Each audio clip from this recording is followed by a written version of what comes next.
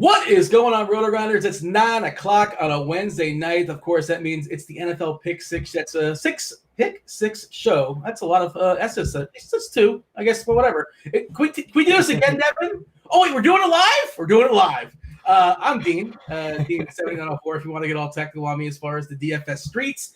It is week 13 where we've reached the quarter pole. You think I would know how to introduce the show at this point. Apparently, I have not. I can introduce my comrades who will do a lot better than me, I imagine. Batting first, you got Rich Hribar. Of course, you know him from Sharp Football Analysis.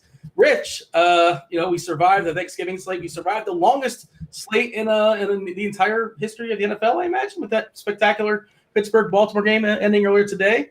And, any thoughts of looking back, or you want to talk about week 13 and go forward?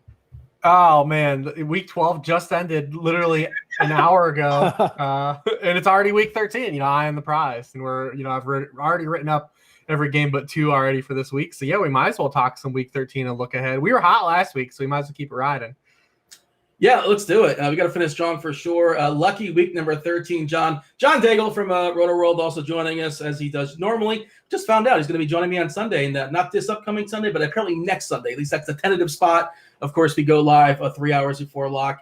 Hit the like button on YouTube, subscribe, the whole deal. Hit all the bells, the whistles, the buttons, and everything.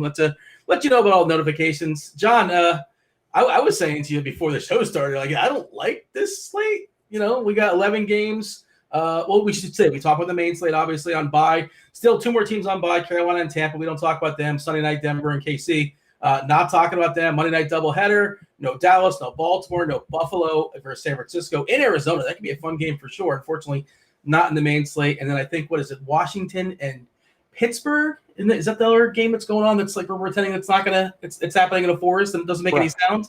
Is that what's happening there? Correct. The doubleheader Monday night. We will have a 2-game slate to look forward to. But for this one, beauty is in the eye of the beholder. It's a lot like 2 weeks ago where you could afford to pay down at quarterback. Justin Herbert, I believe, in that double stack against the Jets ended up winning the slate. But there was a reason we were discussing Andy Dalton in that slate against the Vikings because there weren't many top options at quarterback. And that seems a lot like this week. You have Mahomes off the main slate on Sunday night. Kyler has a bum shoulder. Josh Allen plays on Monday night. And Russ is regressing while Seattle's offense is choosing to run the ball more. So really, it seems like another week to cheapy quarterbacks and ancillary bums that we like on this show. And I'm sure we're going to talk a lot of them along the way. Yeah. My early take – Go ahead. My early take on this week in general, and I know a lot of people, it's the last week of the fantasy regular season out of leagues. It's the last week in the FFPC playoffs before the big dance. I think it's going to be a low-scoring fantasy week this week. Hopefully I'm wrong, but I'm looking at this layout because I always look at the quarterbacks when I'm doing my weekly rankings to start the week, and it gives me a good feel of these quarterbacks are all in good spot. These offenses are good spots. This week, I don't get that feeling. Mahomes is in a good spot. Rodgers has been Rodgers, but the rest of the quarterbacks, the top dogs, all have some warts this week. John hit on Ross. Deshaun Watson just lost Will Fuller. Josh Allen's playing a 49ers defense that's way better defending the intermediate game than the vertical game, and Josh Allen has been awful in the vertical game the past 6 weeks. Kyler is not running. What's going on with his shoulder? Justin Herbert's versus New England. They've only allowed 3 rookie quarterbacks in Bill Belichick's history to have 20 fantasy points against them. Is Lamar going to play? Is he? That's a good spot against the Cowboys. We just saw Ben Roethlisberger kind of meander through a game, and it's going to be another day game for them. Kind of. What the hell is Tsam Hill? Is he just New Orleans Cam Newton? It's.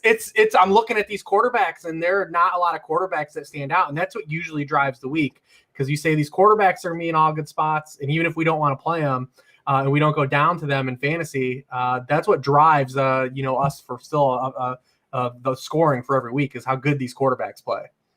Yeah, and running my optimals on a Wednesday night, obviously things change. We saw it last week, whatever. And we put out some good information last week, but I'm sure a lot of it changed when Sunday hit, obviously. And, who knows 2020, what's going to happen these next several days. But we can only work with what we have here on a Wednesday night.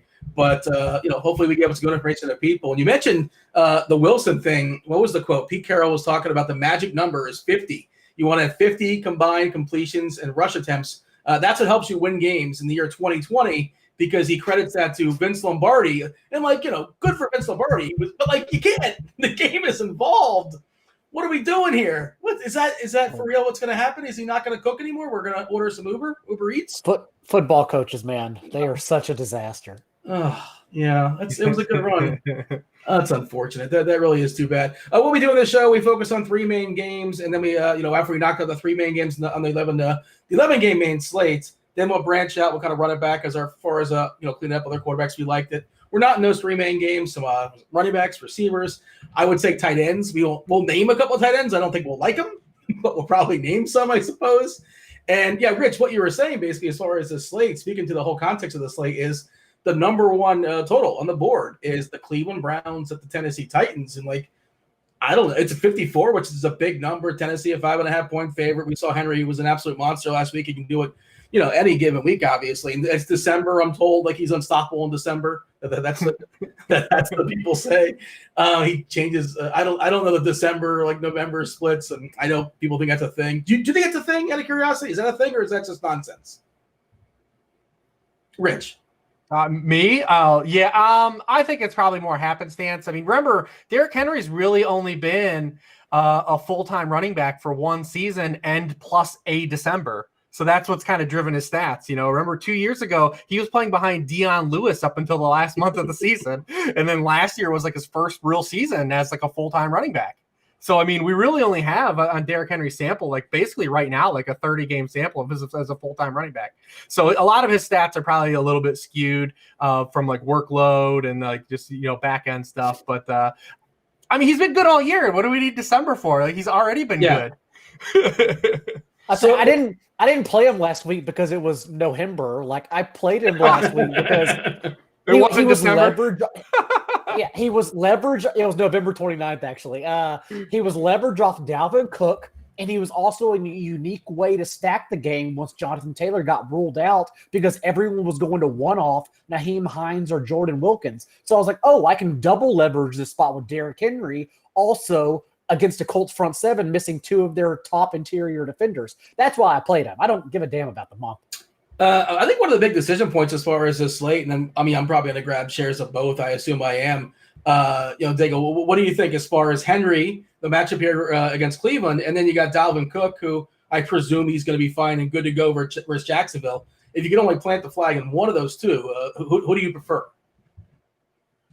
For me, it's probably still Derrick Henry. And again, don't care about the month. It's the fact that he's now averaged 29 touches in back-to-back games. As I know we don't think this matters, but Deontay Foreman was coming in the game. He's been injured, and he's been coming in the game and taking touches away. Derrick Henry's still not getting much passing volume, 1.5 receptions per game, so 3 total receptions the past 2 weeks. But overall, we know, even though they have been poor on early downs, that's what this team does. That's what they're going to do. And again, this total has been bet up. It didn't open as the highest. It got bet up to the highest. So there's clearly sharp money coming in on the game environment overall. That's what led us to, I believe we discussed the Browns team total last week. They were bet up to 29 points, so you had to have exposure somewhere. And again, this Titans team total got bet up 2 points as the week has gone on as well. So you have to have exposure somewhere. The Browns have this year been a pass funnel more or less, and they will be getting Myles Garrett back. So a pivot perhaps to Ryan Tannehill and A.J. Brown is really interesting if the field comes in on Derrick Henry. But the touches, at least, we know are going to be there for Henry. Rich, your thoughts on that as far as the Tennessee offense? Yeah, I mean, you look at Henry and the last 3 power backs the Browns have faced, James Conner, Josh Jacobs, James Robinson, all those guys have gone over 100 yards on them. And we know what Henry is and what he's going to get. I mean, I still look at both these guys, though, Henry and Chubb, and, they are the Spider-Man meme. They've been priced up. I mean, if these guys don't score, you're still holding the bag for sure on both of these players. And, so you need touchdowns when you pay this kind of salary equity. It is a tricky week because it's really Dalvin Cook and then a hop, skip, and a jump to anybody you really want to play outside of these guys who have been really good. I mean, Nick Chubb has been phenomenal. I mean, he's played his past 5 full games. I mean, he's gone over 100 yards with 6 touchdowns. He is just wrecking. I mean, we always talk about yards per carry doesn't matter, but there's a point where yards per carry does matter. When you like Jamal Charles's career yards per carry, They mattered. Nick Chubb's career yards per carry and what he's doing, they matter. They're a signal. We can say we don't like yards per carry as a stat, but Nick Chubb's yards per carry, they absolutely matter. He's had one game this season where he's averaged fewer than 5.6 yards per carry. The guy is popping runs and long runs, and he's popping runs that the game goes on. I mean, he's been awesome. It just depends what kind of split we can get. Kareem Hunt's actually been pretty poor from like a fantasy result stance. He's only been a top 30 scorer in 2 of his past 6 games, and that includes a handful of games without Nick Chubb. So, I mean, he really hasn't been getting there. He does still get like goal line carries and gets used, but it's really interesting. But I mean, this game is the Spider-Man meme. I mean, you look at we have a team that runs the most on first downs outside the fourth quarter, and the team that runs is third in run rate. We have the top 2 teams in 12 personnel in the NFL in this game. I mean, it's crazy to think of what these teams want to do and how they inherently want to play this game, and it's got the highest total on the game slate, and it's going up. It's really crazy to think about that because it doesn't really. It's kind of counterintuitive. But the Browns, like, they went that month of just playing in poor weather and on bye that we forgot that their defense is awful.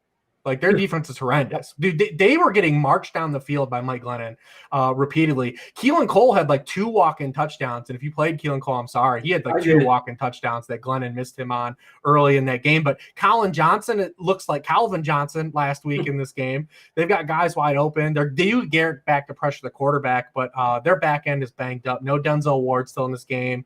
It's interesting when you look at this game too, because AJ Brown's like another one of these guys, like, he doesn't make any damn sense really. Like, he's just really good. That's really all we can say. That's what makes sense, is that AJ Brown is really awesome. I mean, you look at, since he's come back, he's 13th in wide receivers and targets, 21st in receptions. He's in expected points, he's 20th.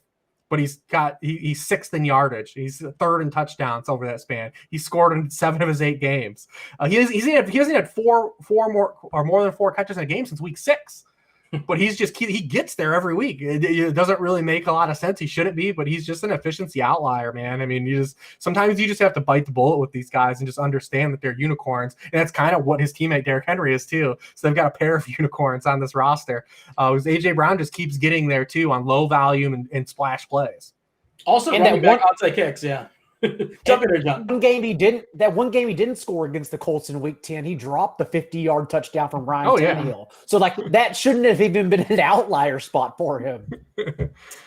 Yeah, John. So talk about Cleveland and like Rich was saying, like, we basically had not seen this offense since Beckham got hurt in a healthy environment. We finally saw it last week. Landry thrived. Chubb seems to be separating himself to some degree, against Hunt, and more justifying the difference in price and asking price. 7.7 for Chubb, 5.4 for Hunt. That's DK specific. I'm also going to throw this out there. You're going to hear a lot of people say this in DFS, and I understand it makes sense from a correlation, and it's negative correlation and all that, and maybe it hurts the ceiling to some degree. They're going to say you can't play 2 running backs in the same game. I think you can. Look, you're trying to be different sometimes, and people are going to run it back with like Landry and Henry, or they're going to have Chubb and Brown. I think you can just play Chubb and Henry together. Like, there's a world where they both absolutely smash. So I'm going to throw that rule out. I understand why that rule's in place, but I'm just going to say I'll throw it out. Your thoughts? Yeah, I agree with you. I mean, we now have 6 games with Nick Chubb and Kareem Hunt together. And in the last 5, so you remove week 1, that early negative game script as well against the Ravens, and Baker Mayfield has thrown fewer than 30 pass attempts in his last 5 with both running backs together. Even last week, 29 attempts. We know what this offense wants to do, and that is run the ball with both of their backs. Last week, as Rich mentioned, it was a full month, literally, because they had the win game in Cleveland, a bye week, another win game against Houston, and then the rain game against Philadelphia. Literally a full month, and since we had seen Cleveland's offense do what they do, and in that game, Jarvis Landry got a 40% target share. He's been really, since Odell Beckham went out, the only player still that Baker's looking to. But again, the volume won't be there. And unlike Kirk Cousins, who we'll talk about later at another portion of this show, even when volume has been there, Baker has not really been that efficient, and hasn't been efficient on little volume this year as well. So I understand there is a path for Baker to win tournaments this week, but I don't think I would be on it, even though it is a wonky position this week. Does anybody want to sell me on one of the tight ends here? Tight ends just terrible again this week. No Kelsey in the main slate. Tight end depth. Tight end's just been a disaster all season long. Sure, Hooper can get a touchdown. Sure, Johnny can get a touchdown. But, like, I don't know. If Johnny doesn't play, Ferksker is definitely in play at 25. And Min, he's already been basically getting more catches than him. If Johnny didn't practice today, so we'll keep tabs on it. But he would be in play if Johnny's out. Go ahead. Oh, Jonnu had that one game this year against the Texans where he was out, and Ferkster actually finished with team highs and targets, and then also spiked a touchdown. Like, honestly, that would make my week for me, because I think I would double stack Ryan Tannehill, avoid Derrick Henry, and go with A.J. Brown and Ferkster if Jonnu Smith was to get rolled out. That'd make it so easy. Yeah, I mean, if I can get Ferkster with 2.5K and he puts up like his 8 or 9 points or something like that, I'd be thrilled to lock that in. I mean, of course, he can get a 0 as well. Like everything, we're recording this on a Wednesday night. If you guys are watching us on Thursday or Friday, whatever, stay tuned to the news. It's very, very fluid this year, more so this year than it has been in other years. Rich, you got anything else in this game before we move on? No, that's pretty cool. Do we like Hunt is just sort of whatever? Like, are we souring on him? I just don't know how you get there, man. Like, he at his price, like, you still probably need multiple trips to the box. Maybe. I mean, I'm not going to talk anyone out of it, but he's not going to be in my player pool. I used him on. Okay.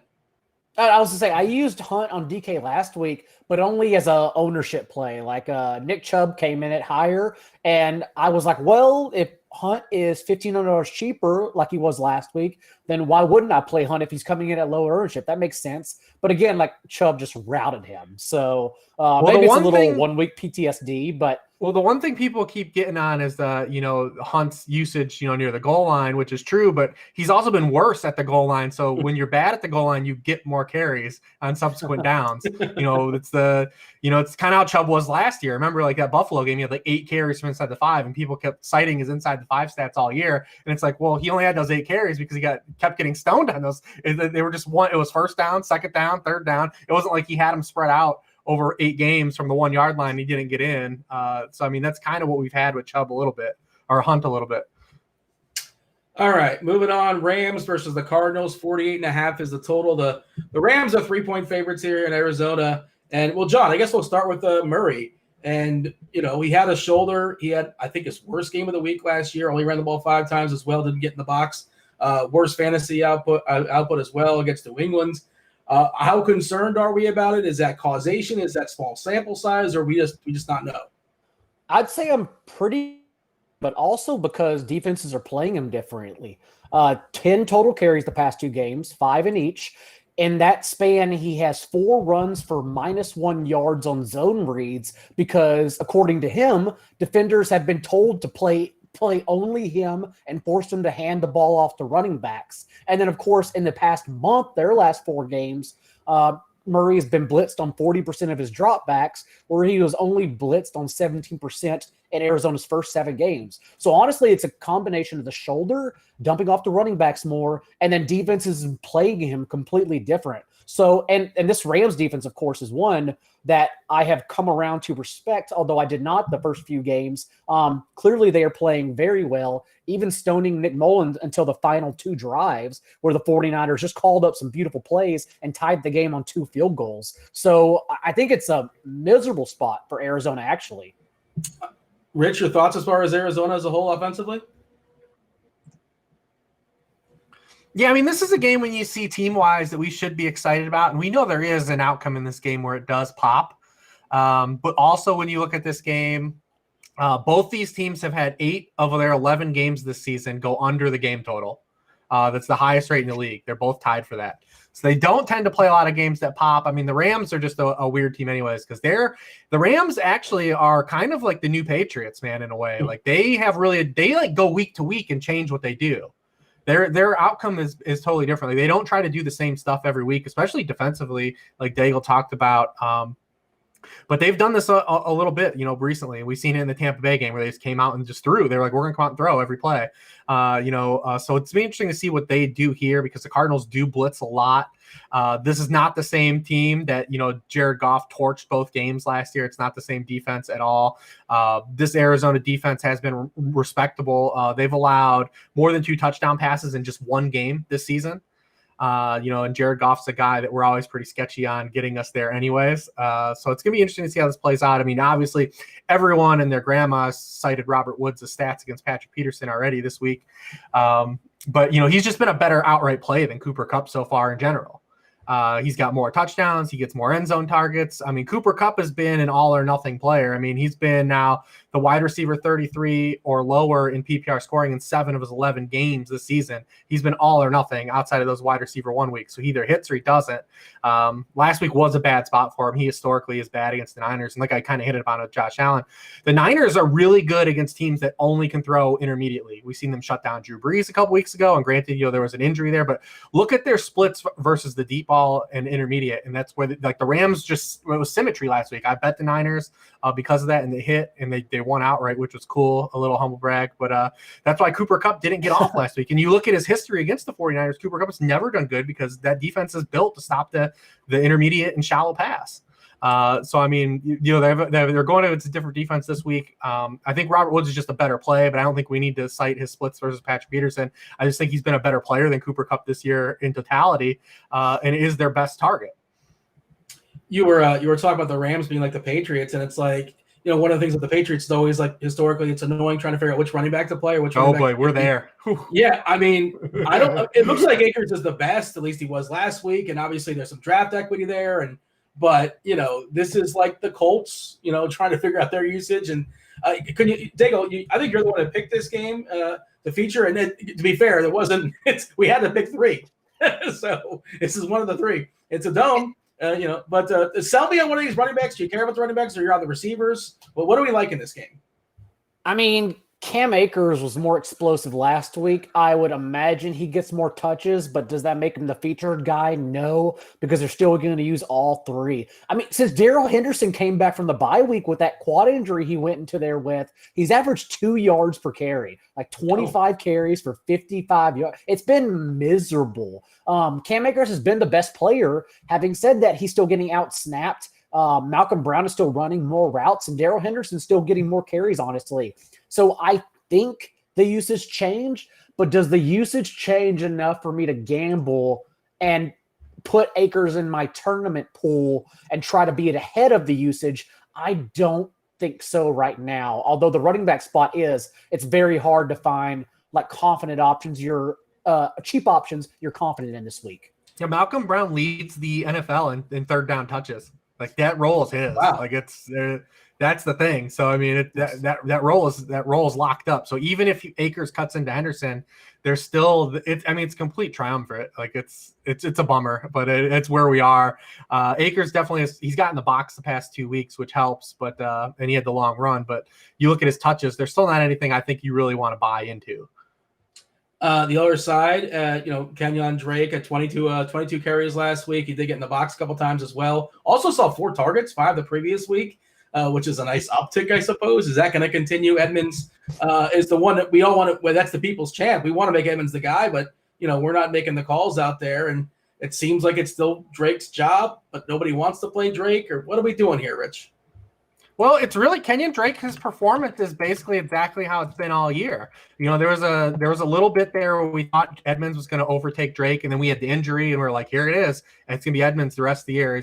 And then Drake didn't miss as many times. He just missed the 1 game, and they had a bye week, so he missed 1 game, came back, and he's just shut the door on Edmonds again. 57 touches to 27 touches since returning. The difference with Drake.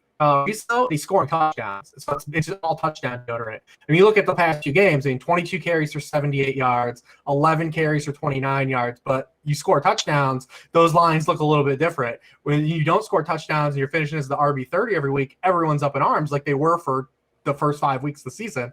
But he scored some touchdowns and had some of that deodorant kind of mask his performance. But they've gone right back to using those backs the way they did to start the year, which is a bummer because I think all of us want Chase Edmonds to play a little bit more than he does. But there's just the amount of touches just aren't there. It's a shot in the dark that you get a touchdown. And even if you get a touchdown, it's probably not coming attached to a lot of yardage. Yeah, speaking of guys that we all want to see play, at least I know DFS Twitter does. Andy Isabella, he got a shot last week. Do we know what Fitzgerald, if he's going to be back this week as far as well, he'll be eligible. Okay.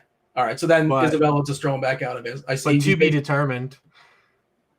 Okay, yeah, it's Wednesday night. We don't know just yet. I guess we should mention Hopkins. Like Hopkins, you can always play Hopkins. Are we prioritizing him though? I mean, no. Hopkins has been. Oh, go ahead. Go ahead. No, go for it. I was going to say Hopkins is part of the shoulder narrative. 15 targets in his last 2 games, whereas Kenyon Drake, like Rich said, living off touchdowns, but also like Kenyon Drake, 11 targets in total before these past 2 weeks with the shoulder narrative, and now he's had 9 targets in the past 2 games. So it seems like it's taken away from Hopkins and gone to Kenyon Drake in that span. So I don't think prioritizing. I think there are quite a few good receivers on this slate, actually. So personally, I will not be. You got anything else in this game that's worth talking about, Daigle, or shall I move on and talk about Colts Texans? Unless Reeves does, I'm good to go. That sounds good. All right, Colts Texans, 51 is the total. The Texans are 3.5-point dogs here. And I kind of referenced it before, and I know we talked about it previously. You know, Rich, I just don't like playing the Colts, especially with the receiving options. No target shares. We saw Hilton have a nice game last week. Pittman, is probably my favorite play if you're going to force me to pick somebody. Taylor, do we presume Taylor's going to be back? I think the situation was his girlfriend. He's back. Okay, he's good. Back. He's good to go. He wasn't a positive test. It was just he was on COVID IR for tracing. Okay, so is Jonathan Taylor against this Houston defense? This is like another question. It's like a deja vu. Is it going to be who gets the path here? Because Wilkins is still lurking. Hines, of course, can get some run, but of course he will catch the ball 7 or 8 or 9 times sometimes as well. But Taylor seems like a good option here, and I'm not sure about David Johnson, or not as far as David versus Duke. That's a conversation we'll have later on in the week because David Johnson, I think, is still up in the air. Talking about the Colts backfield. Yeah, I think this is a good spot for Jonathan Taylor. I mean, we've seen him in a similar spot right before he had to be ineligible to play last week against the Packers at home in a dome. Get 26 touches, 22 carries, and 4 targets for 114 yards and have his better game, one of his better games of the season, definitely his best game in like the previous 6 weeks. It was the first time he led the backfield in touches since week 6. The staff has already come out and said Jordan Wilkins is pretty banged up right now, which is a signal that they kind of don't want to give him touches. Jordan Wilkins has also been pretty bad recently, so that could also be part of it as well. And then you look at Nyheim Hines. I mean, Nyheim Hines popped in a primetime game for us, so like we'll never forget. And he also did a backflip, a really dope backflip off of a touchdown, so we'll never forget. But like he's averaged more than 3 yards per carry in just one of his past 10 games. Like he's not a traditional running back. Like he's a passing down back. He's not a traditional lineup and give the ball to in the running game, and that's what you want to do against the Houston Texans. I mean, this is they're the worst rushing defense in the NFL and EPA by a pretty good margin. They've allowed the most offensive or most explosive yards in the run game in the NFL this season. The ghost of Adrian Peterson ruined the Thanksgiving slate because of the Houston Texans, allowing him to plunge in the end zone twice. I think he's a good play, and I think the game script now is going to play out in favor of the Colts because of this Deshaun Watson, Will Fuller, disengagement. I think it's a great bounce back spot for the Colts, especially with getting all those defensive players back that weren't ineligible to play last week. No Will Fuller on the field. Daigle can talk about, Will Fuller's absence and what that means. But I do think that Jonathan Taylor is a pretty strong, option on this slate.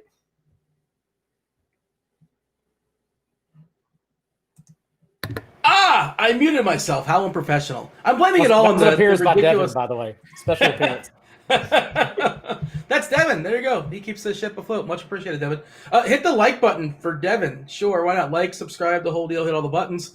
Feel free, Daigle, if you have any thoughts as far as Taylor. But Will Fuller is done for the year because he was taking some sort of PED. Brandon Cooks is going to be crazy heavily owned this week, and he feels like a really strong chalk play. But he's also an interesting tournament fade because Brandon Cooks is a guy that traditionally does not get loose for 200 yards and 2 or something like that. But he is pretty cheap. Just a kind of interesting conversation as far as figuring how to build lineups this week. But I like him for cash, obviously. And then there's Kiki Cutie, a person named Steven Mitchell. That's a person, I'm told. I have not seen proof of life, but I imagine he'll be wearing a uniform. What are your thoughts here, John? Talk me through this Texans receiving core. I have so many. So Sean Watson obviously has averaged 1.5 yards fewer yards per attempt, 8.7 to 7.2, and 18 career games without Will Fuller. And in those games, of course, he had DeAndre Hopkins. Now he has the batch of guys that you talked about. Also, rookie Isaiah Coulter, Big Play Zay, as they called him at Rhode Island, who also only played against small school competition as well. So a ragtag group of guys just out there running routes for Watson. I don't know if Watson can fail. Like, I really don't. But if he can, this would certainly be a spot he would do it with Brandon Cooks as your number one receiver, of course. So I don't mind Brandon Cooks as a chalk play. QT still has a high floor, but is he a guy that's going to break the slate? I don't think so. He's just a slot guy who's playing for Randall Cobb. Cobb and Fuller, of course, still vacate 11.6 targets per game for this offense. And where did those trickle down to? I'm more inclined to play Jordan Akins since there's less opportunity cost in playing a tight end among the rest of these group of receivers. And I won't imagine, you could be wrong, you can look it up on your end, I wouldn't think Akins catches a lot of ownership after his poor performance on Thanksgiving. He doesn't catch anything. He did have 2 big end zone targets. One he was outthrown. Like, that was a fingertip catch. Don't blame that. The other one, Shahia went up and grabbed it. Yes, he instead tried to allow it to fall into his lap. Young guy mistake, whatever the case. There's just to roster a cheap tight end who could soak up these targets as opposed to wasting a spot at wide receiver over everyone goes to that player. I would much rather do that, take Akins and just get out of the situation. Oh man, Jordan Akins on Thanksgiving out there looking like Venus de Milo, man. No hands at all. 17% right now on Fanduel. This is like I ran 300 optimals on a Wednesday night, so grain of salt, yada yada yada. But he's right there with the likes of Tyler Higbee. Evan Ingram is getting 48% in the optimals for what it's worth. That's Fanduel not specific. Optimal. Yeah, I mean, hey, nobody playing with Clayton Thorson or Colt McCoy is optimal on any level. Producer Devin's he's gonna make his second appearance. That's like his favorite players. He's gonna be very angry. he loves him some Evan Ingram. He must have won him some money sometime. And he's been pretty good, especially compared to he was a great play last week. Yeah. I'm running the optimals right now on DK for what it's worth. But jump in here, Rich. What are your thoughts as far as the Washington receiving core? Well, the Houston side. Yeah, I mean, Daigle covered it pretty well. I mean, people forget that Brandon Cooks is like one of the most precocious performing wide receivers like in league history. The dude's only 27 years old, and in his first 5 years in the league, he went over 1,000 yards in 4 of those years with 3 different quarterbacks and 3 different teams. Like, he can play. And like he's objectively the guy you want to look to first. That you say like, well, where do these targets go? Well, to the good player. These other guys might not be good. One of these guys is an actually good player, and it's Brandon Cooks. And that's why Dean said, he'll be chalky and he'll be popular. He already has a 24% team target share over the past 7 games, though. Like, where could that go? Maybe you get a point or two, or get to 27%, 28%. But like, is Brandon Cooks be a guy they give 15 targets to? Probably not. I mean, it's I would doubt it. And also remember too, the Colts just are one of the heaviest zone coverage teams in the NFL. Like, the fact that they're going to give up a lot of big plays probably isn't going to happen anyways. And since Matt Eberflus has been there, Kiki QT actually does have 2 11-catch games against the Colts because they play so much zone.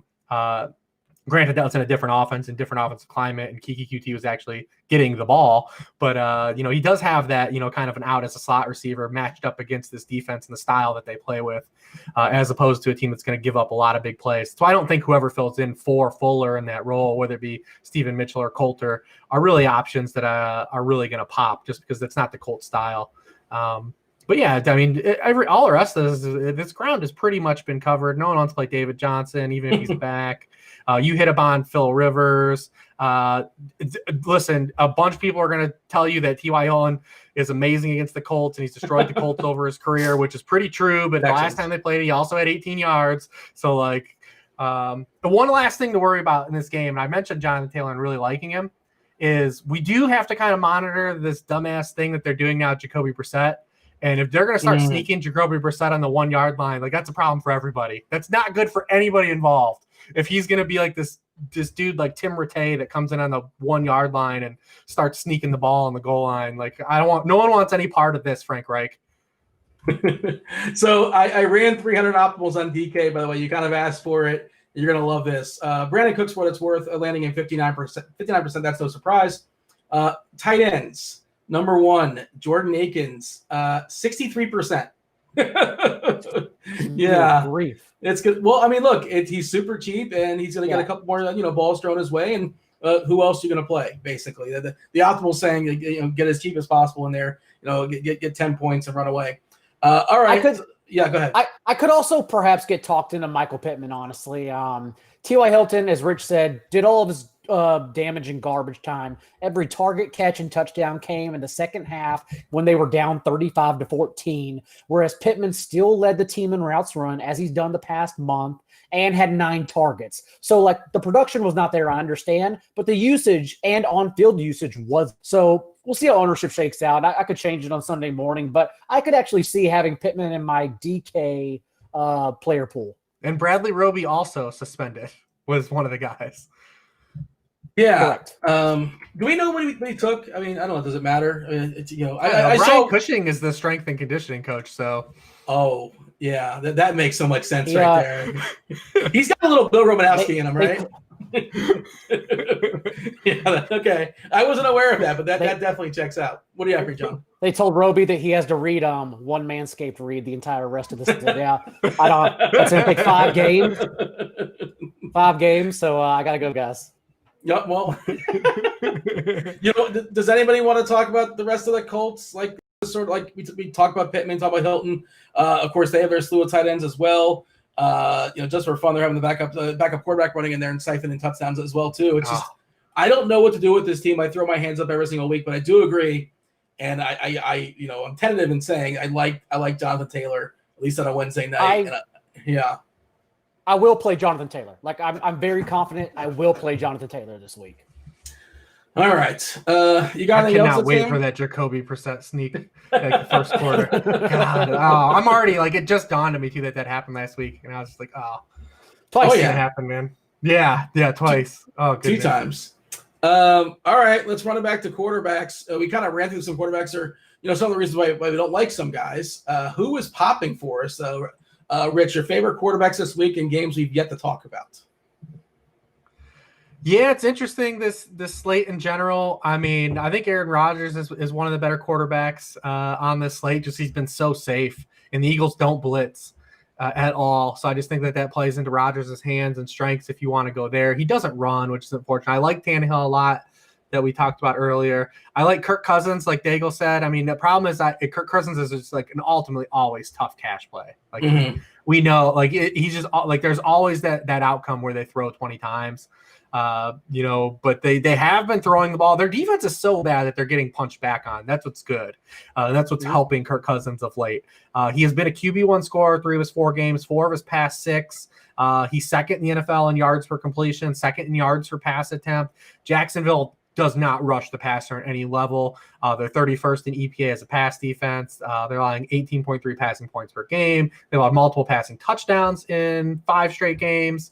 The only thing is with Cousins is always that volume outcome. What do we get? I do think the Jaguars will punch back in this game, though. And the Jaguars have shown that they will punch back in games and at least keep them semi-competitive in terms of game script, even though they lose all the time. They're always trailing. They seem to always find a way. James Robinson always finds a way. This dude, you cannot fade James Robinson. You just can't. He's going to get there. It just doesn't matter. But yeah, I do think that Kirk Cousins is interesting. I think it's a tournament play. I think Mitchell Trubisky is a good play. I don't care what anyone says. It's week 1 callback when we touted Mitchell Trubisky. 11.7% of Mitchell Trubisky's completions have gone for touchdowns. Only Aaron Rodgers has a higher rate in the NFL this season. He might not always complete passes, but when he does, they're typically for touchdowns. In his past 4 meetings against the Lions, he's thrown 3 or more touchdowns in every single one of them, including week 1, and the Lions are bad. So, I mean, listen, I'm not going to give you any pushback if you tell me that touting Mitchell Trubisky is completely a donkey move, but I think he's in play in tournaments. I feel like we need to get Crane on the show because not only is Trubisky a tremendous play, but my birthday is actually on Saturday. So it's the perfect storm for Crane to show up and just ruin the show again. Was that his guy? Crane, was Trubisky his guy?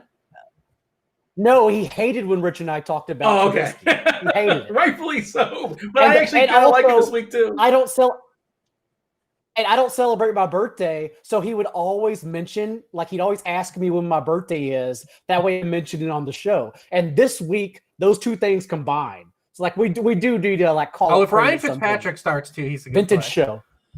What's going to happen? I mean, that's who I have written down. Is it going to be Tua or is it going to be Fitzpatrick? What's Miami doing? Like, I know there was a report they were saying basically they want to see what they have in Tua because maybe they'll draft another quarterback. And there's this draft coming around. Of course, they also have a chance to make the playoffs. So, well, I guess there's no point in guessing. But if it's Fitzpatrick and not, is there any threat of him getting benched mid-game? I wouldn't think so, right? If Fitzpatrick is starting, it's just his game.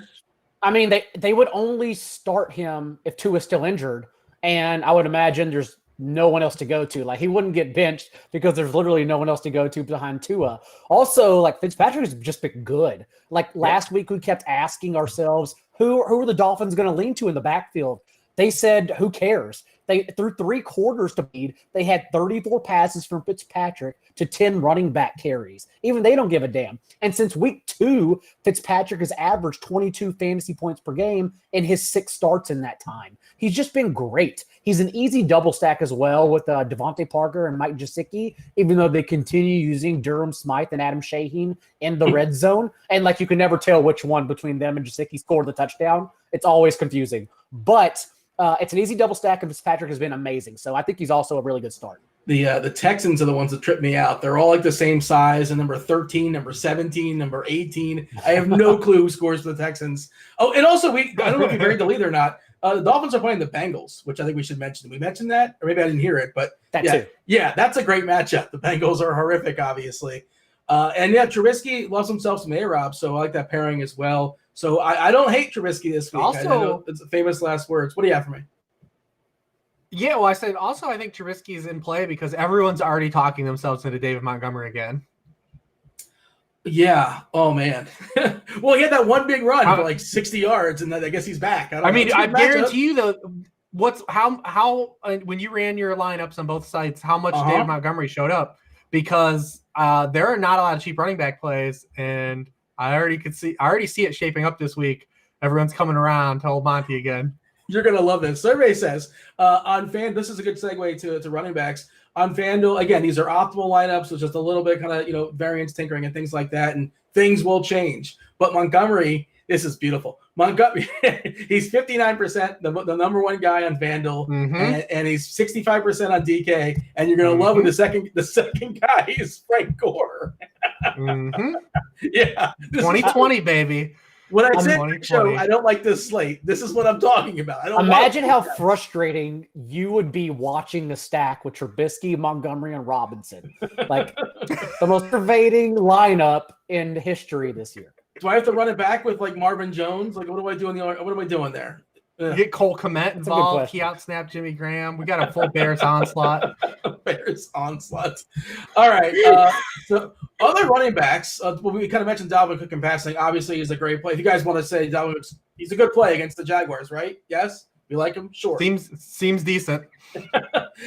James Robinson's kind of, sort of, somewhat what we want Christian McCaffrey to be. Sort of, basically. Not exactly that, but as far as usage, he's out there basically every single play. He can catch the ball, he can run the ball, and Minnesota's not a scary team. And interesting run back, I suppose. This is another situation where I think you can play, theoretically, both running backs in the same game. It's not like, the math-savvy play, but I don't think it's a terrible idea necessarily. So, yeah, Rich, you want to complete your thought as far as James Robinson? You want to pivot to – we don't know about Josh Jacobs, if he's going to play, if he's not going to play. For what it's worth, the sites did preemptively bump up the prices of his backups. So there's really nothing to get excited about. Not too excited. Booker's 5.5 on DK, which is, still fairly reasonable, but, not a lot to get excited about. And I think on Fanduel he's like 6K or something. I don't know. It wasn't great. I wasn't excited about it. Talk to you about Robinson. Anybody else you like here, Hribar? Yeah, I mean, we've had basically a cheapy running back for probably, I want to say at least, basically 6-7 weeks running. I mean, even last week we swallowed the chalk with Gallman against the Bengals. He gets in the box. Like, we don't really have a lot of those guys this week. So that's why we're getting back to, David Montgomery, who had a big run in prime time. James Robinson's just a guy I think you want to root for too. Like, I mean, he's got, he's an undrafted rookie. He's 245 yards shy of the undrafted rookie record from yards per scrimmage. He's got a really good shot at that, I would say, in the next three games, probably, at the way he's working. He's got 94 yards from scrimmage or more in his past 5 games. He gets, and it's in every spot. I mean, look, think about 2 weeks ago, he's facing the Pittsburgh Steelers defense that shut down so many people. They're 14-point dogs. They only score 3 points in the game, and he still gets there. He still gets there. You just get it. I mean, it's you can't fade him. He has every backfield touch except for 7, a running carry, rushing attempt. He has every rushing carry out of the backfield except for 7 this season, 97%, which is really unheard of. Actually would be an NFL record if it holds the rest of the season. So, I mean, he just keeps getting there. His price has gone up a little bit. It'll be interesting to see. We talked about the Bears side a little bit too, just if Akeem Hicks is out, DeAndre Swift, because a lot of people forget the last time he played, he was excellent. Again, not a great spot against the Washington football team, who was a really good defensive front too. He's really good in the pass game as well, so he has an out. So if he's going to be a 20-touch guy, I think there's upside there if Hicks is out. One guy I like this week already that I know that everyone hates is Miles Sanders. He's coming off of he bottomed out 8 touches for 22 yards on Monday night. Doug Peterson has already answered a million questions on why they didn't give him the football more. But if you watch, they weren't running the ball anyways. So the thing about Miles Sanders that's interesting is so far he has faced 7 teams that are in the top 12 in rushing points allowed to backfields outside of the games that they faced the Philadelphia Eagles. He's had a gauntlet of a schedule so far on a team that doesn't have a good offensive line. Now he's got a game against the Green Bay Packers, who don't care about stopping the run against anyone, including our boy Monty, who had 100 yards last week. And they are 28th in yardage allowed to running backs, and they've allowed 9 top 10 scoring weeks on the season. No one's going to want to play Miles Sanders. He's got like a tweener price, but he still is a guy that has major upside. He was averaging 100 yards of scrimmage per game before Monday night against that schedule that I laid out. Their schedule's been a nightmare. It's a spot I think that he's going to be able to kind of bounce back, and I think Doug Peterson's going to swerve into the narrative of wanting to get him the ball after Monday night. So that's my hot take of the week. All right, John, some running backs you like, and just a shout out to Robinson. He's the captain of running backs don't matter, right? The UDFA. Like he's the guy everybody you can sort of point to and just champion him. Austin Eckler came back last week. He was phenomenal, especially in the passing game. It looks like he took a hit as far as Keenan Allen. I don't know if that's a small sample size thing, but it's definitely something to monitor going forward. That Allen might lose some of his targets if Eckler becomes a thing. That you can't expect Eckler's going to catch. What do you have, like 10 or 11 balls or something like that? Which is pretty ridiculous. He had 16 targets, a 31% target share. Well, we have 2 of the past 3 games where teams are really starting to heat up Justin Herbert.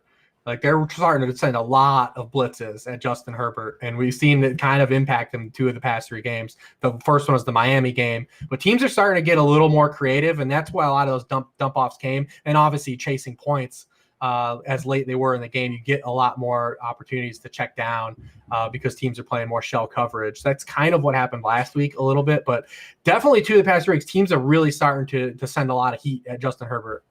Can we talk about that? I know like we care about fantasy and fantasy only, but Warren Sharp Football Analysis, Rich, he tweeted out the last drive. Jesus.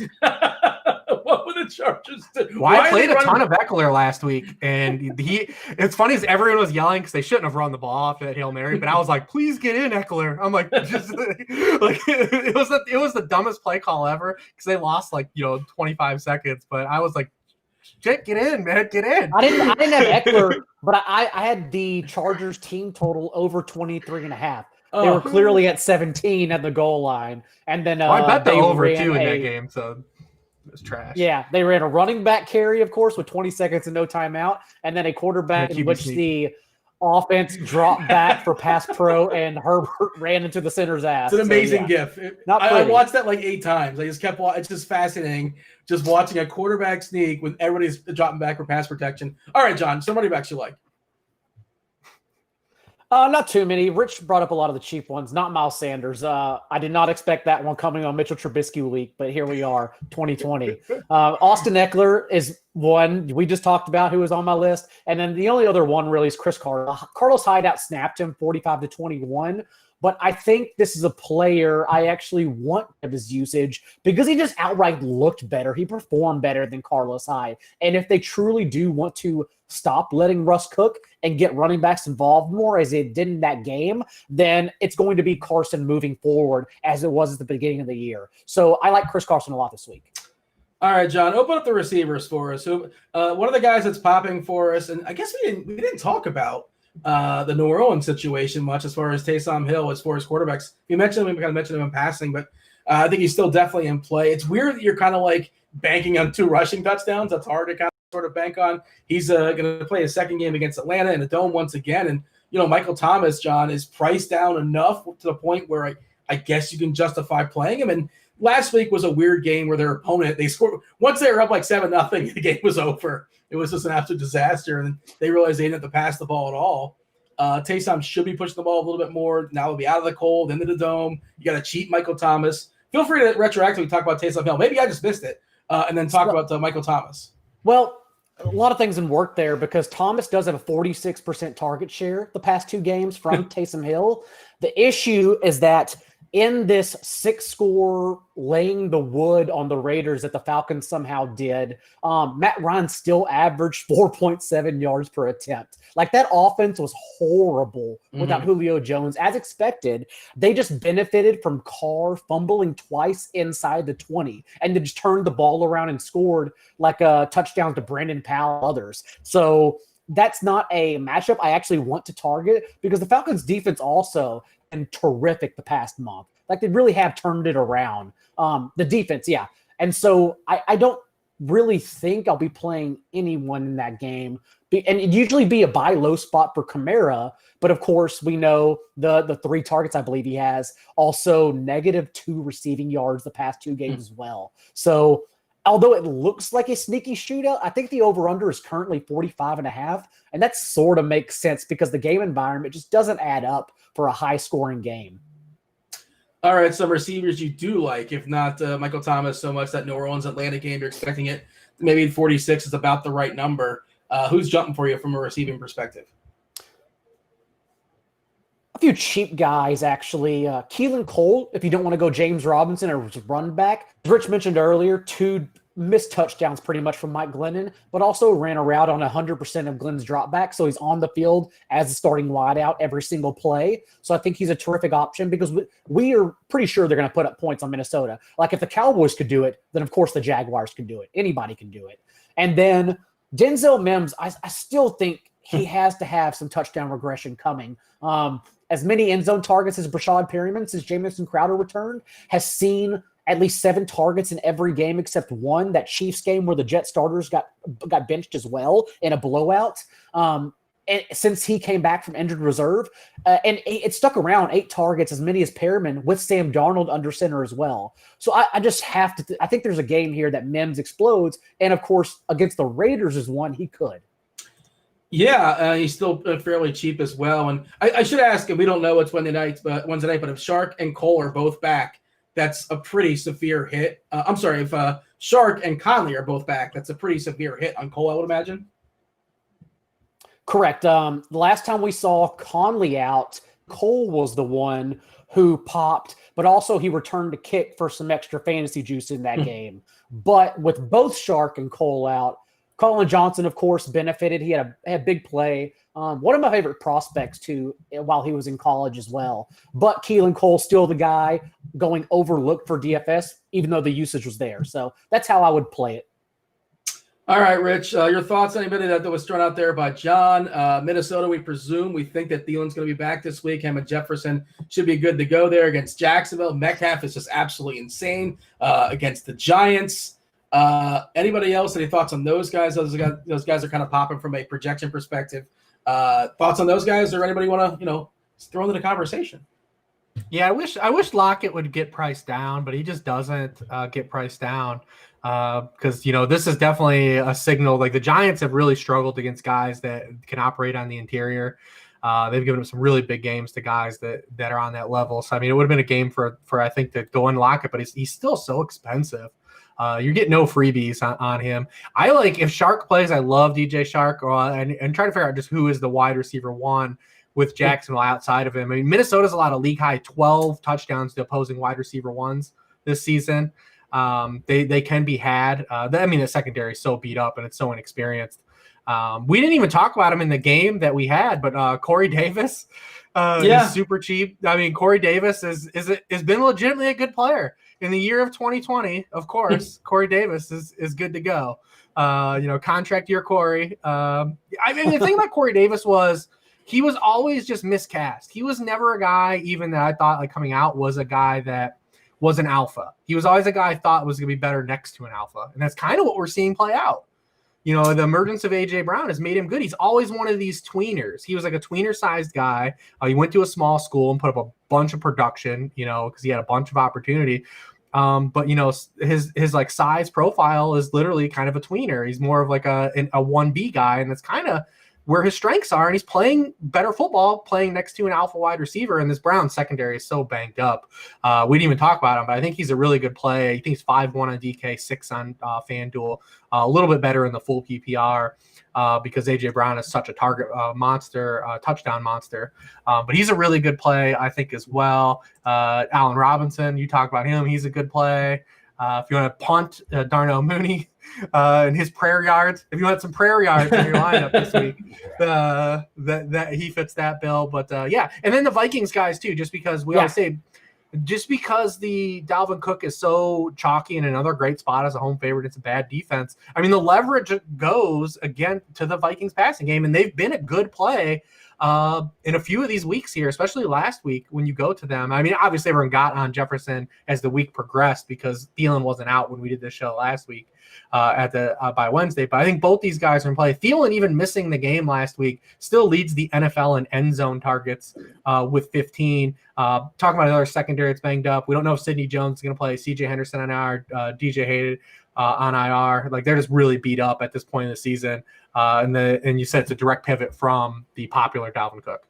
That's the leverage in this slate. The Vikings are implied to score 2 more points than the Titans, the next closest team on the main slate. Like, that's the number one offense in this slate. So figuring out Dalvin Cook or double stacking Kirk Cousins with the obvious options, that's what you're trying to do. And Kyle Rudolph, if Irv doesn't play, Kyle Rudolph has been solid. He's not much of a Fanduel play. I know the chat is going to get on us for that again, but you look at his 2 games without Irv, and he's been a really solid PPR guy, especially for his price. And he only went up, I think, to 3-4 on DK. So he's 3-2. I'm sorry. 3-2, Yeah. He was 2-8. No, he's 3-4. I was reading Irv Smith's price for some reason. Yeah, you were correct. 3-4. But I mean, you need Irv out, so you have to just stick a pin in that throughout the week and see if Irv's out. He's got 2 different injuries, though, a groin and a back injury. So keep eyes on that. Hey, just as a general, like, the Raiders last week was my worst decision. It was a good week for me overall because I landed on a really nice lineup on FanDuel. But the Raiders, I had a lot of Carr. He was an absolute disaster. He couldn't hold on to the ball. This seems like a good bounce back spot against the Jets, Rich. We don't know about Jacobs, if he's going to play, if he's not going to play. But general thoughts, you think we can go back to Carr? Is he fine, or is he just sort of like full fade? He had a baby this week. I'm out, man. They had a baby. No sleep. There's like, I'm just gonna play. Like, there's no way, man. The baby narrative. Usually the baby narrative is the other way. People say they get excited, they're going to hit a homer for their baby, or they're going to throw a touchdown for their baby. You're saying that. I have to wonder if that played a part. Listen, I'm going to swerve into the narrative and say that probably played a role in why he played so bad last week too. It was his worst game as a pro. He had the most turnovers in his career. The baby was born the day after. So, like, I don't know, man. I think that there's definitely a lot in play here, but I'm not playing anyone that had a baby during the week. Fair enough. I like that stand. By the way, we mentioned on FanDuel, this is the last week. Devin's going to go ahead and drop the information in the chat for you guys. What's up, YouTube? Like and subscribe. Hit all the buttons. Smash all the buttons. You know what to do. We do appreciate that. It does keep the lights on here at Rotogrinders. Last week for the single entry series, there's 3 different buy-in levels: $5, $33, $100. People are always asking, we need more single entry contests. I'm telling you, it's the first thing I enter on FanDuel every single week. I made a run at the $100 one last week, guys. Oh, if Antonio Brown could have caught like 1 pass, it would have been a lot of fun. But we made the board. We've been top 10, 6 or 7 or something like that. This is the week. We got to close strong. Of course, there's added value because at the end, the top 2 finishers in each tier, the $5, the $33, the $100 tier, get themselves into a 6-man $20,000 contest, added value. All right. Also, we want to mention, hey, if you want to use the RG tools, get yourself some Core 4, football, baseball, basketball, golf, of course, basketball right around the corner. The link is going to be dropped in chat. $5 off for that as well, your first month of Core 4 here at Rotogrinders.com. All right, we always like to close strong here, and that's why we're going with tight ends. We sort of kind of referenced it throughout the show. Darren Waller seems just overpriced, but he is playing the Jets, and in theory, he could separate himself from the bunch. And I think Richie's had some splash games, but for the most part, most of his games are pretty meh, especially when you look at the asking price. What are we doing with him and Hockenson are 2 guys where it's just like their price they're solid players, but like in this tight end economy, man, like who wants to pay $6K for those guys? Like you're going to get 50 yards. And if they don't score a touchdown, like what are you really getting? I mean, put that at a different position. That's kind of where we know Travis Kelce on the main slate. It's really easy not to get buried again. I mean, you could say Waller is a great matchup against the Jets, and he does. But like him and Hockenson, I mean, now we have this thing with Goddard. It looks like Ertz is going to play. So, that's kind of a bummer, kind of because he's been playing really well the past 2 weeks. He's finally got going. But I mean, I really think it really comes down to those 3 guys we talked about earlier and monitoring those injury situations. Well, Akins doesn't have an injury to monitor, but monitoring the injury of Irv Smith and monitoring the injury to Jonnu Smith and seeing if we could play Anthony Firkser and Kyle Rudolph. Gesicki's kind of sort of somewhat interesting as well. You sort of mentioned him in passing. I want Fitz back there throwing to him. I don't want Tua throwing to him. I think he's a little more interesting with Fitz. What do you have for me, John, as far as some potential tight ends? Who's could you sell me anybody else that we haven't mentioned yet? Because it's pretty lame as far as the options. We've talked about the injury situations. I honestly just think you correlate it with your offense. You didn't have to on Thanksgiving on these short slates, but in the main, you just find double stacks with that. That's the only reason I played Gronk as an ancillary option in a total we liked so much last week, because it just fit with the lineup, plus it fit with the stack. That's all I've been doing weekly, and I think you can do it again. If you want a cheap one-off, I have Jordan Reed in my pool. 25 routes last week to Ross Dwelley's 10. He has been the full-time player, and the Bills have allowed the 7th most fantasy points to opposing tight ends. Having said that, also, if Brandon Ayuk returns, which it looks like he's going to, that could ruin Reed's target share. He's seen 6 targets in back-to-back games. So honestly, let the injuries play out till Friday, correlate it with the rest of your lineup, and that's just how you should treat it. It's kind of sad when you're like, man, I wish Jordan Reed was in the main slate. He's on the showdown slate on Monday night, or possibly in the 2 games. Oh, is he? Oh, well, yeah. Don't listen to me then. Just correlate your lineup. No worries. Hey, let me ask you this. Listen, man, week 12 was long. Yeah, I understand. It's the longest week I think we've ever had on record. Detroit, right?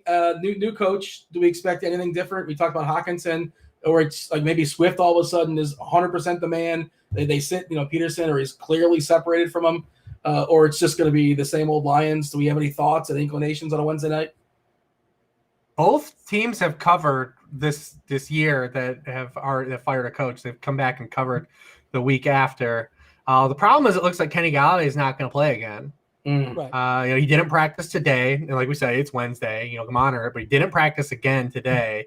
And this offense without Kenny Galladay, it looks like they'll probably get DeAndre Swift back, which is a bonus. But I mean, without Kenny Galladay back, and they even had Danny Amendola, like it's literally Marvin Jones, Marvin Hall, Quintez Cephas. Like it's just not a lot to work with. It's hard to get excited for sure. And I prefer if I want Stafford throwing the ball in a dome if I can get it. And that Chicago Bears defense is not necessarily something I'm looking to pick on. And the whole thing looks like a mess. And that's, a lot of the games look like just kind of messy to me. And even the games that are quote unquote appealing are kind of messy, trying to figure out who's going to do what. So yeah, it should be a good, betting unders in the 2020 season has kind of been, the fool's gold, but I feel like this definitely has the look of a low scoring fantasy week. Have you locked in anything yet? Or is you kind of wait, or how do you do that? Because like the lines obviously come out early in the week. Do you like the pounce, or do you like to see where things sort of settle? I cannot, so I can't use the sports books in Ohio. I have a local bookie that I go to. So fair enough. Typically at old school, baby, old school. We're exchanging cash. Listen, that's how it rolls. But that's my situation here in Ohio. Fair enough. John, you have thoughts on that? I know you want to jump in on something. No, I mean, I bet on Monday. I bet really early, but also I do it a little different way that I don't want to discuss on air. So we'll move on. One thing I got people up next. And a guy I work with, Cleve TA, on the Sharp Angles podcast from a betting side. He has talked a few times that like typically, the get early lines has been the play, but this season with COVID news, it's almost hurt you a lot of times getting on some of these early games because the COVID news can also hurt you throughout the week. So, I mean, it's kind of a double-edged sword this season, but typically, you want the best of a number, which is typically early. Like if you had the Chiefs last week, it opened at 3, that hook got you. So that one helped you. But I mean, if you had the Browns, you got screwed, throughout the week, some other teams, the Colts. So, I mean, you gotta, it's like a little bit different this year, but just get a bookie, man. Just get a bookie. Go old school. Sure. I love, if you learn anything from this show, like to forget about the plays, what game to stack, get a bookie. There you go. Bookie's got Venmo now too. It's pretty sweet. Oh yeah, man. On that note, I don't have one. I feel like I'm missing out. I know a guy who lives in a legal place and whatever, if I need to. But I feel like I should have a little throwback if I find myself a bookie for sure. If you guys are in the South Florida area, never mind. Don't worry about it. We finished strong, I suppose. Sure, why not? George Costanza will be proud. We got to step aside and get out of here. This was the NFL Pick 6 show. Of course, if you guys aren't aware, two of the brightest minds in all fantasy football. John Daigle, you go first. Tell them where they can find you. At NotJDaigle, rotoworld.com, Rotoworld Football Podcast. Also, find me behind the scenes apologizing to Devin because I just saw he sent me an email that said my camera's been messed up. So that's where you can find me. Yeah, well, what are you going to do? It's week 13. Devin will be fine. The chat's fine. True. I'm sure they'll be okay. What do you have for me, Rich? Tell people where they can find you. Yeah, sharpfootballanalysis.com every week with you guys. Shout out my wife, 14 years today, Jennifer, 14 Congrats. years today. She married in December, so we don't, and this year there's no chance to do anything cool, but, it is our wedding anniversary today. Congratulations. There you go. All right. We did end strong. There you go. We did it. That's John. That's John Daigle. That's Rich Hribar. I'm Dean. This was the Rotogrinders NFL Pick 6 show. Thanks for watching. We're out of here. Holler.